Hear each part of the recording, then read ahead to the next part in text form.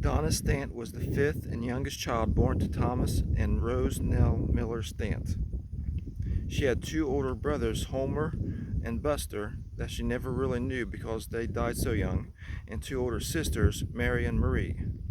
Donna was born near the community of Alston in Concord Township, Ross County, Ohio, on July 25, 1924. Her full name was Donna Lula Stant, but she hated the name Lula so badly that when she applied for her marriage license, she listed her name as Donna Jane Stant. It has been difficult to ascertain the exact area where Donna spent her childhood years because her father worked for different farmers and the family likely moved frequently. She would have definitely grown up in the northwest Ross and southern Fayette County area as she attended Frankfort High School, now known as Donna High School. On August 15, 1942, she married William Edward Havens. The marriage is recorded in Scioto County, Ohio, but I seem to recall when I was a child hearing that they married in Kentucky.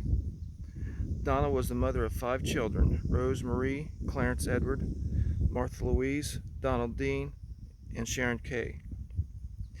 In the spring of 1943, her husband Bill entered the Army and eventually was shipped to the South Pacific to fight in World War II.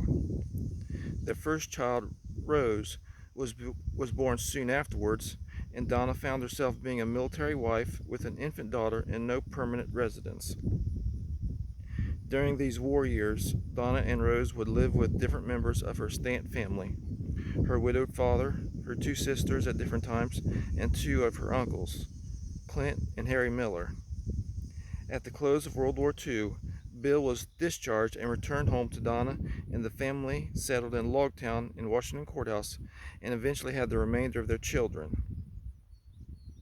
Soon after Donna and her children moved to Leesburg Avenue in Washington Courthouse, she began working at the Washington Hotel and worked there from March of 1963 until her death in September. On September 23, 1963, at the age of 39, she had a hysterectomy operation. She made it through the operation and went to the recovery room.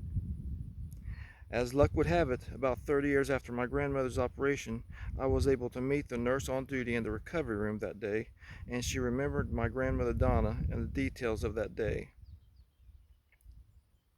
According to her, Donna awoke and asked for a pillow. Hospital policy was to not permit her to have one, so she began coughing and appeared to have choked to death. She had a goiter, and this could have been the cause and the difficulty in breathing that day and her subsequent death. Her husband Bill, however, would not allow an autopsy, and all of her children were still minors and could not give their consent for the autopsy. She was buried beside her parents in Good Hope Cemetery.